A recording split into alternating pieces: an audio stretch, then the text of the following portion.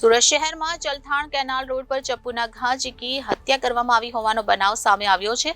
હાલ ડિંડોલી પોલીસે ઘટનાસ્થળ પર પહોંચી વધુ તપાસ હાથ ધરી છે। પોલીસને વહેલી સવારે કોલ મળ્યો હતો કે કેનાલ રોડ પર હત્યા કરાયેલી હાલતમાં લાશ મળી છે।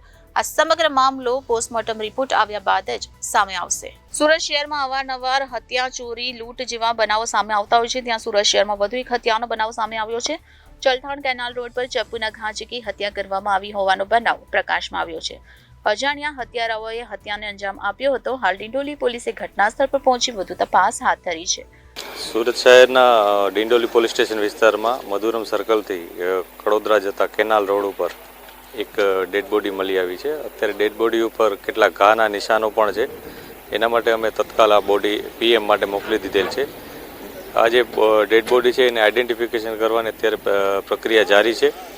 અમે તપાસ કરી રહ્યા છીએ કે આમાં આ વ્યક્તિ કોણ છે પહેલાં, અને ભોગ બનનાર વ્યક્તિ અને એને સંલગ્ન કોઈ વ્યક્તિ મળી આવે તો એની તપાસ અત્યારે ચાલુ છે।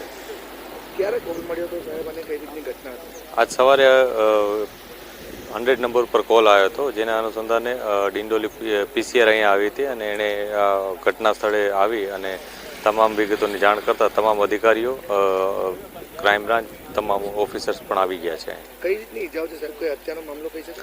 પ્રાથમિક દ્રષ્ટિએ કેટલીક ઈજાઓ જણાય છે કે જેના ગળા ઉપર અને હડપચી ઉપર ને એના ઉપર કોઈ તીક્ષ્ણ હથિયારથી અથવા એવા કોઈ હથિયારથી ઘા કરેલું હોય અને બ્લડ ખૂબ વહી ગયેલું હોય એવું અત્યારે જણાય છે। તે છતાં એકવાર પીએમ રિપોર્ટ અને જે મેડિકલ એવિડન્સીસ આવશે એના ઉપર અમે આગળની કાર્યવાહી કરીશું।